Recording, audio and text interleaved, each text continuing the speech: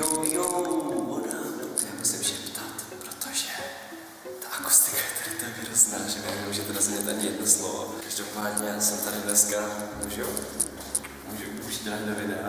Ne, je to Kuba. Čau lidi, to je Kuba. Jsme se sami šli podívat. Samla. No a tohleto, já nemůžu mluvit nahlas, jo, protože ta akustika je tady fakt hrozná, tak tohleto je moje nový budoucí studio, který plánuju, že bude hotový koncem léta možná. Co myslíš, Jakube? Já si myslím, že to bude tak za 14 dní. Jo, tak zítra už tady budu nastěhovaný, už tady budu točit videa. No, každopádně, už nějak myšlíme společně, kde co bude.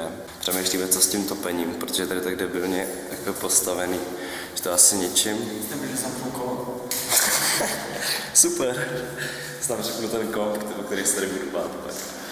No a když už budu mít dost toho stříhání, tak si budu zabobovat. Ne, to je dort. To je jako přivítání do nového studia, jako pozornost. Doufám, že to vidíte tak boxerka.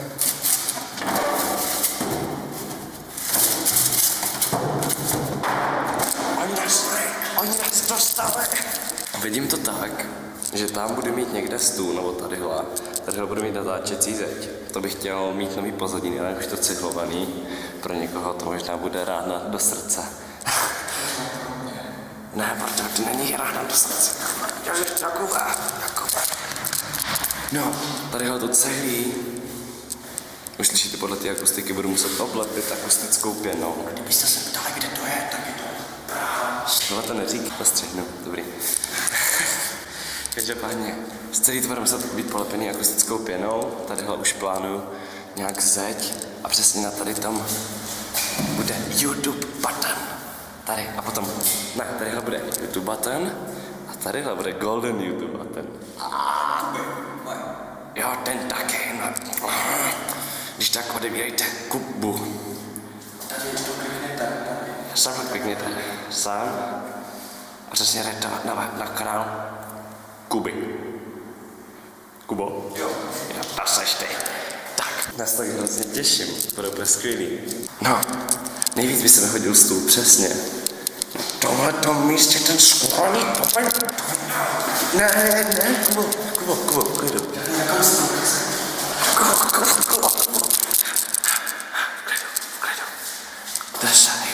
V pohodě, my to nějak vymyslíme. Kuba, to je třída.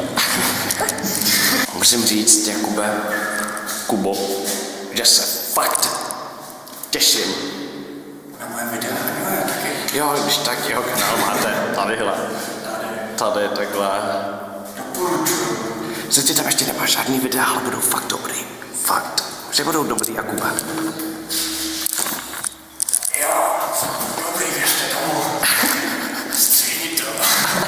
Tadyhle bude green screen, tadyhle bude stůl, tudíž až budu točit gameplay, tak to tam bude takhle krásně vyklíčovaný. To je to nápad koho? Kuby. Tak už jsem se vrátil z mýho budoucího studia, vlastně proč tam dám tady to. Ono to fakt bude moje studio. Už je to všechno vyřešený, za měsíc platím svůj první nájem, dali nám měsíc na to, abychom si to všechno mohli začít rekonstruovat, že mezi tím, co my tam budeme umývat podlahy, přebarvovat zdi, lepit akustický pěny, tak platit nájem nebudu. Já ho začnu platit až potom, co tam začnu točit, stříhat a tak dále, což je úplně super. Ale už příští týden tam na tom začneme makat, takže tam budeme umývat podlahy, čistit zdi a tak dále, všechno tam budeme rekonstruovat. Už půjdu asi zítra nebo pozítří koupit barvu bílou, kdy tam budeme přemalovávat některé věci. A musím říct, že se na to hrozně těším, protože si říkám, že to je zase začátek něčeho nového a bude to zase velký krok dopředu v mý tvorbě, protože to bude úplně nový prostředí, zase tam budu cítit úplně jinak. A já když jsem tam byl a bylo to tam jako v takovémhle stavu, tak už jsem se to prostě před očima viděl, jak to tam bude vypadat a bude to bomba. No nic, napište mi dolů do komentářů, co bych si tam mohl třeba pořídit, nebo jestli chcete videa třeba z konstruování našeho kanclu myčáku. Jak tam budeme rekonstruovat, jestli chcete nějaký timelapsy nebo tak, něco jako měl Ment, to studio update, tuším se to jmenovalo. Napište to do komentářů, no a já se na vás budu těšit zase u dalšího videa, mějte se hezky a čau.